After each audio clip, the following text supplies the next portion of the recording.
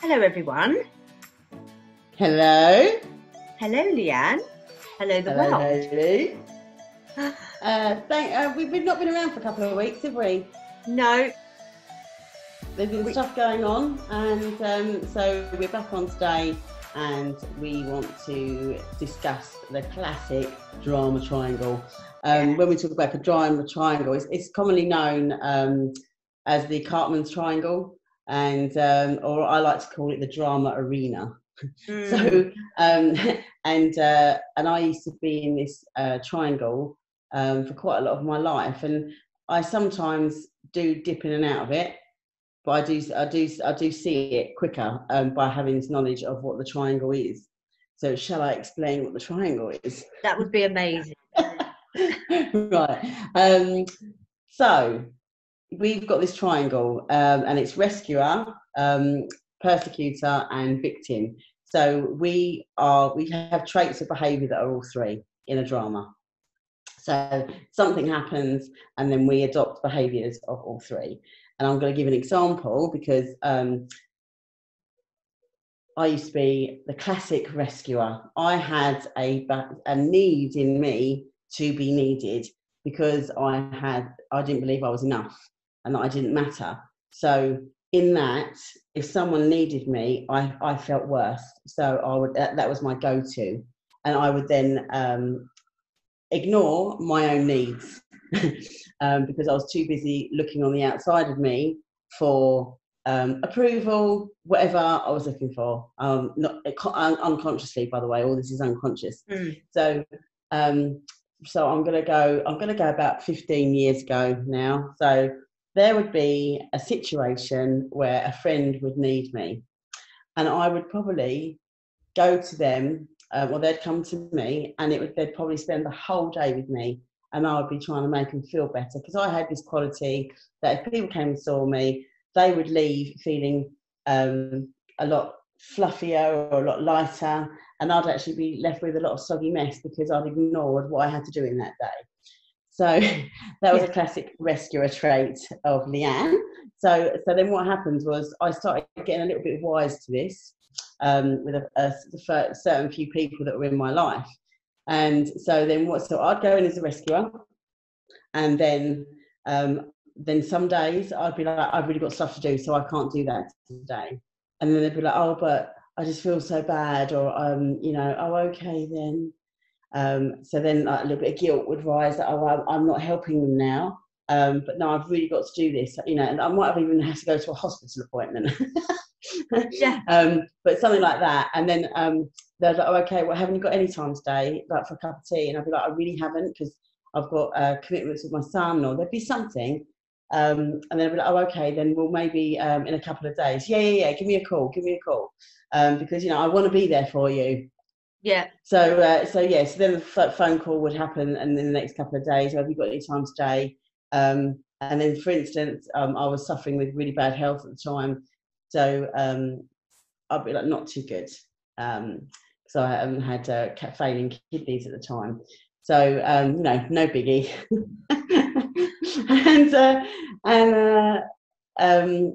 So then I would be too poorly, or something would happen, and then I'd find that the behaviour in them would start getting a little bit narky, a little bit kind of like, oh, all right then, is it something I've done? And I'd be like, no, nothing you've done. And then they'd be like, well, it's just that, I've had a really rough week. So they've become the persecutor. They're persecuting me for not being there for them. So then I would quickly go into victim. Very quickly. Well, I'm sorry, but I've been really poorly, and blah, blah, blah, blah. Yeah, but you're always there for me normally, and then this time you're not there for me. So then in that, they become the victim, and then I become the persecutor by saying, then I end up absolutely, not being too pleasant, and actually say, like, what makes your problems bigger than my problems? I'm there for you all the time, and the one time I'm not, and then you're having a go at me because blah, blah, blah, when I'm not very well, and blah, blah, blah, blah, blah, blah. Do you know what I mean? And just be a complete and utter drama. And then there'll be the deathly silence, and then the person or me or them would go back into the rescue, like, oh, I'm really sorry. Do you need anything? How can I make it up to you and everything? So this triangle continually, everyone changes from rescuer or victim to persecutor, and it moves the whole time. So that's my experience of the Karpman's triangle, if you want to YouTube it. And it was once I learnt this triangle, I could see my part in it all the time. So it's just, but my advice to people would be, I mean, it happens with parents, children, because as soon as that rescuer had started, when I started doing work on myself, and seeing that I was such a classic rescuer, I was just so needy in being needed. Oh God, it's exhausting even thinking about it. So yes, it was so exhausting. Poor me. I've got a lot of empathy then for myself. Not poor me, but you know what I mean. Nice bit of empathy of like, that's how empathy. And it still can come in now. It can still come in now, and I'm like, and I just stop and think, right, but what's important for you to do today? And then you can be there for this person, because then you're not thinking about all the things you need to do beforehand, and just like simple things like that. So my advice to anybody in the persecutor, victim, rescuer, drama triangle is, I see it now as an arena. I have like a visual thing of a gladiator arena, with two, and I'm just like, just sit on the sidelines and be the observer and stay out of the drama arena. Just run away, and just like not be afraid. And once you start putting boundaries in your life, and learning to say no, it's not convenient for me, and being true to yourself, you find that less and less drama enters your life because those boundaries are put in place. Now's not a good time for me, but I have got a little bit of time on whenever, and just so that it's really, because it affects your balance of life when you're caught in a lot of drama. Definitely, balance of life just goes isn't it? Oh, completely. So what's your experience, Hayley? As you're talking about it, it was just like you remember that world. Horrible, isn't it? Oh, so how I started was like a bit similar to you. I would always get my worth met by helping others, and if I didn't help them, I would feel I'd failed. This is my thing. I'd feel like I failed. That I've got to help them, because they can't do it themselves. That kind of. But as soon as somebody, and my thing's solution, isn't it? Yeah. Not so much now. So as soon as someone would bring this, like, oh my God, this, and I'd be like, oh look, I've got to do so much here, so much work.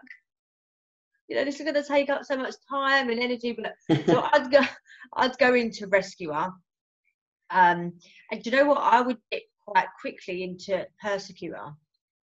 So I'd be very much like this person. It's quite controlling actually when you're in this, because you're rescuing this person. It's like they owe you something. So you've been there all day for this person. Yes. And the next day they're feeling amazing, and you're like dead. Yeah. You might have a guess. Like, first of all, it's like, yes, I helped that person. But not long after, you're feeling like drained. So the next day you see this person is feeling amazing, and then you see they don't want to know you. They're out having fun. You've not been invited. And you're like, hang on a minute, you owe me something here. I was there for you. So I was quite quickly in persecutor, but then I went straight into victim. But if I say something, they won't want to know me anymore. Yeah. Oh no, they won't want to know me. I've got to keep my mouth right. I can't not have them in my life. So I'd dip like quite quickly into all of them, here, there. And then, so I'd be feeling all this stuff, and then they come to me and say, oh my God, I'm having a bad day again. What do? Go straight back into rescuer. Yeah. Hang on, let me come with my cup of tea and sympathy. Yeah, and my sword. I'm gonna like heal you. But I just had a vision of Archangel Michael with his. Yeah. But yeah, so and then I remember when I jumped out of this. So when I jumped out, I was very much petrified of losing everyone. They only want me because I help them. Yeah, this is my thing. They only, if I decided to be me, that I don't think that'd be enough. I need to bring something to the table here. This is what I was seeing in this rescuing place. I was thinking, well, if I don't bring nothing to them, they're not going to want to know me. But when I did start to jump out, I see the people slowly going off, because they'd be like, oh my God, why are you not like you had? You're always there for me. This is what friends do. Friends are meant to be here, but I'm not in a great place today. Yeah, yeah. And, I've been there for you before. You should be there for me. And, so people slowly dropped off out of my life. And then what happened, I started to meet new people that were very much, didn't want to be rescued. They just wanted, you could empower people. I say support. If you want to support someone. I had a client recently said, do you know this drama triangle? She said, God, I felt that, Hayley. yeah, she was so excited. She'd been a victim, don't want to go into it too much, but she'd been rescuing everyone and partners, you name it, and she was left like this, so she was left this, this ball of heap with nothing more to give. And her, her self-worth was so low. But she said, when I heard them start to tell their story, I could feel it first of all. I thought, no, I don't need to tell them. I'm just going to empower them. And she said, what do you think you could do about this?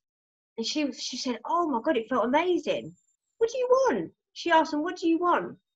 And she said they didn't like it, but first of all, but actually she started to see a difference in them. So it's supporting, isn't it? This is what I figured out. When you first hear that, and I still get it, it still creeps in, but I'm quickly out.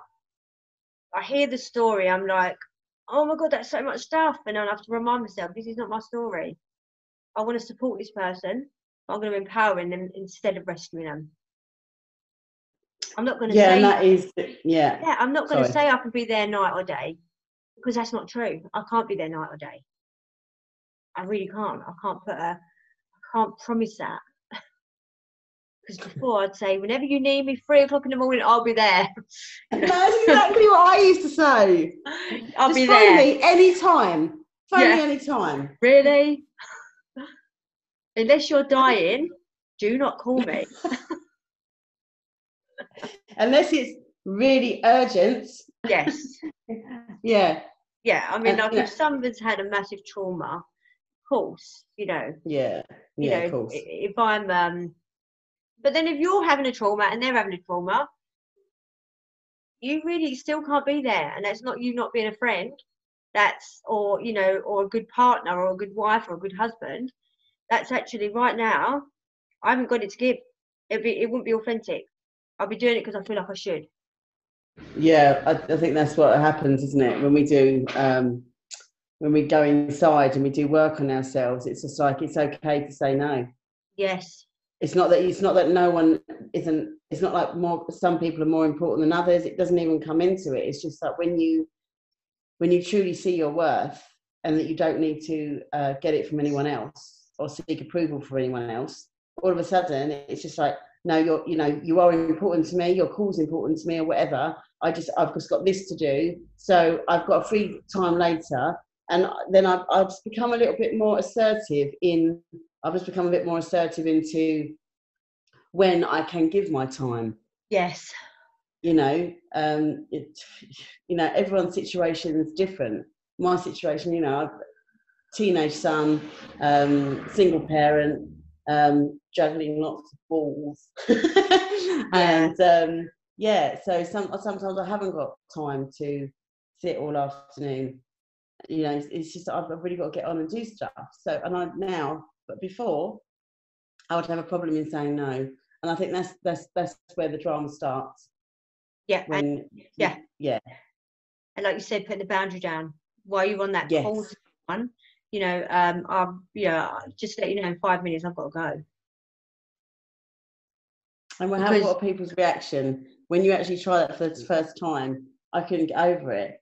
You know, there's me all in my head going, oh, well, if I don't keep talking to this person and everything, then that means something. So I'd always make it mean something, that I'm not no good because I've cut them short, or that heavy guilt of, the burden of, but they're not going to be okay because I'm not there. Yeah, with your hello ego. Yeah. yeah. Hang on, I'm just charging in on my white horse. Yeah. And but it's just like, actually, I've got about 15 minutes. Is it okay if I phone you back later? Yeah. Do you know what I mean? And they go, and the reaction was, yeah, it's absolutely fine. I'm okay. I'll phone. And I was like, oh, the years. All I had to say is I've only got this amount of time, but I'm yours for that amount of time. It's just, the communication comes back in. Everything weaves, doesn't it, with behaviours. The communication, all you have to do is open your mouth, Leanne, and say kindly, like, not now, but I can later. That's what I had to say. But to some people, I think some people, then you got the other side was like, oh, what do you mean? Some people couldn't accept that. So when you said it to certain people, they'll be like, yeah, of course. But then you've got the other side of the coin, and they're very much, oh, but I need you. Well, you can't. I need you. You can't come to the phone. Oh, you need me. But it was pressure. It wasn't any worth anymore. It was pressure then. And did you ever get to that place in a victim where you'd be like, I help everyone, and no one helps me? Oh my God. Serious. The self-loathing, the self-pity of, I'm there for everyone. And no one. And I do it like a drama, like a play, but it wasn't funny at the time. No. It really wasn't funny at the time. It was dark. It was really dark, and a lot of suffering going on. But I'm just not putting boundaries in. I didn't have any boundaries. I'd let people walk all over me. I'd make them feel better. This is relationships, everything. When you come back to it's the taking and the giving, isn't it? When you have people that take all the time, and it's so innocent in both parties, you don't see it at the time, but you look back. But this is where it comes back to, it's a two-way street. If I'm there for you, people I've got in my life now, I really feel for the first time in my life, I have my tribe. I know who I can rely on. I know the fair exchange in relationships, and it's a really healthy place to be. And I think, finally, I've got the people around me are my tribe, and they're the people that it's always an equal give and take. And if it's not, I don't seem to have as a problem in saying something, whereas before I would say nothing. Yeah. So, because you value each other. That's the difference. You don't expect. No. Because I remember when, there's going to be certain people that think, hang on a minute, most of my friends are like this. And most of mine were like this. And it was very much, I need to, or the people in my life even, but I don't think that I'll ever meet anyone else, like friend-wise or relationship. So I need to stay here. That fear comes in. But with your tribe now, did you have to go and find them, or did it all become naturally? It was all natural. No, it all just, as I evolved, as I started to have more understanding of myself, and knowing that I had the answers, but what I need inside, and I wasn't broken, and I was, because I went around with a I'm broken, I'm damaged label. So that's another story for another time. But when I was reassured by myself in my resilience that I've got the answers for me, and I don't have to get the answers from anyone else, Mm. then my life started changing, the people in it. And I think because I was changing, then that you attract that. And I started to, and this is actually, being really honest, this is probably only recently in the last 8 months, I noticed that I was being so emotionally responsible for people. Yeah. You know the story, Hayley. Yes. I was attracting emotionally unavailable people. Then it was a bit of a drain. So that's only really, I've had a huge shift on that in the last 8 months. So very valuable. Yeah. Because it's not just it's not just you realise it and then it's all done. I had some last week where, you know, it came in, and I could feel my heart start racing, thinking, oh, this is a familiar feeling. A little bit of excitement popped up, and I was like, well, it's not really, it wasn't really excitement, but it felt like that. But it was that, you know, there's a certain, oh, I love it, first of all. Oh, I love this. It gets me away from my real problems. You know, that kind of. But then you know, and then one day you do become fed up. So the more you become aware of this. So when I was aware of this, I was like, this is so interesting. But I was an observer. I was like, oh, can you see my body getting excited about this? You know, can you see this happening? I can feel it happening. And I literally, it felt like I had to drag myself out, because remember when we said to you a while ago, why do I keep on getting drama in my life? And you was like, well, why are you in it? I was like, oh yeah. So drama might come and knock on your door all the time. You know, not you creating it, but people might be knocking on your door. And so that was another lesson for me. I was like, yeah, I'm not going to cause any more dramas. When as simple as that, drama still knocked on my door. And I was like, well, it's not me, and it was me, because all I had to do was just jump out and just be neutral. And what's my truth here? Yeah, the neutral is the winner. Yeah, because I remember when, I think it was someone said it to me. You've got that story, and then you've got this story, then in the middle you've got the truth. You know, you've got the truth. And you know, it's more like, well, what's my truth in this? Actually, yeah, this is my truth. I'm okay with this, because it all ties in with this emotional responsibility as well, I think. The triangle. Oh God, yeah. Yeah. So it all, you know, you feel you feel this sense of, well, I'm responsible for this person. But yeah, when you just say, what's my truth in this? What did I bring? What am I responsible for in this drama? And you just step out. And it's so more peaceful. But it was so interesting because I've not had it in my life for a while. And then 2 weeks ago, we both, it was like the universe way of saying, I'm going to give you loads of drama to like enhance your learning here, girls. Thunderbolt and lightning, very, very frightening me, Galileo. Yeah. It came in and went, bang. Yeah. Well, I hadn't seen you for a while. Hello.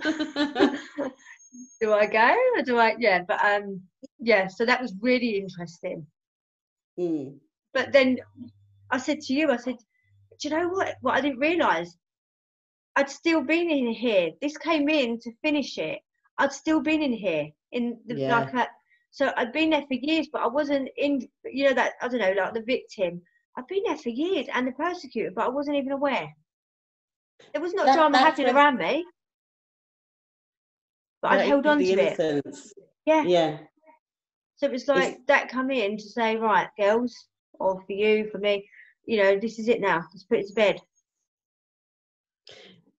Yeah, and it's not to say that, you know, playing the game of life, it's not to say that drama doesn't happen or stuff doesn't happen. You don't get to like a place of, you know, whatever. It kind of comes and goes. Yeah. But you're just more aware when it's going on and how you show up. All you've got to do is being your true self is the answer to everything for yourself. So when stuff's going on, you know, when drama is happening, you become less reactive. You become more, you respond to stuff, not go and react to it, because you can see yourself in that moment. And when you do see yourself and you say you are persecuting or reacting or whatever is going on for you, I just clear it up a lot quicker, because I just own it so much more quicker now. Because, you know, stuff does happen, drama is created, but I just don't be amongst it as much. I don't seem to, you know, and something happens, say there's something going on. I could use an example, but I don't think it's appropriate. Say there's something going on, and it happens, and then what I find, it's not until after that I think, oh, and I see how I showed up in that. Yeah. And then it's just gone. That little episode has gone out of my mind, and I'm just not thinking about it, because I'm not then focusing on that, whatever that was, and rerunning it and distorting the story of what just happened, and then losing my peace of mind in that drama that isn't going on anymore. Yeah. You know, it's finished, it's gone. So now I just seem to go back into neutral a lot quicker when there are stuff arising and falling, and, you know, so you know, just it's so helpful. It's so helpful. It was really helpful. That was a massive moment for me when I actually saw that I was the classic rescuer. That helped me immensely. Just even knowing that really helped me. So, and it just comes back to self-worth, knowing that you're enough. And stuff happens. I've nearly swore then. Being real, keeping it real. Stuff happens. The same word begins with S. stuff happens in life, but it's just how we show up in it. When you show up with more kindness and compassion, there's less drama. There really is, you know, and recognizing the innocence in yourself and others is such a cooler way to live life. And and it does all happen so naturally when you start realizing all this stuff, and you have insights and realizations, and then you start to actually see, and then you attract, and people start coming in your life, and just you know, and then you're like, oh, that, you know, and they're people that want to help, and they're people that you can help, and then that exchange happens, and it's just such a nicer way to be. It really is. It's such a nicer way to be, you know. I just so I've got nothing to add on that, actually. It's all very beautiful. Well, you know, when you said about being innocent, I'm just really mindful then that if I was watching this when I was in it, I think I would have had this thing that come up. Oh my God, that's me. I must be a bad person.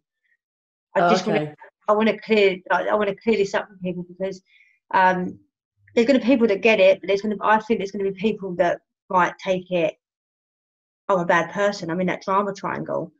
Look, yeah, I don't. Do you know? Like, this is what I was just getting into my head, but I was in all three. I was persecutor, I was victim, I was, you know, rescuer, and it's not. It's because that's all you knew. It's all from innocence, isn't it? If you're persecutor, I think that's fear. I think you're in fear. And if we was to interpretate that, my thing was, I'm so scared of losing these people.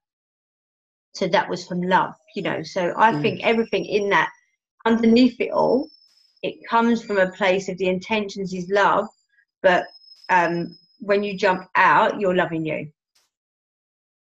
Yeah, because you know, rescuer, like, because when I read the Karpman's, when I speak to my clients about this, they go, oh, like the Karpman's triangle. I'll explain. Right? So the rescue, it says, disparages other people's skills, takes care of people without being asked. Let me help you. You can't do it on your own. I think it can be quite harsh, you know, but it's not. That's not why you do it. It's not because you think you can't be helped. I'll do it.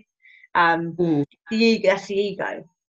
But you as a person, it's all, the intention is all from love, but it's just, I think it's quite dangerous to be in there all the time.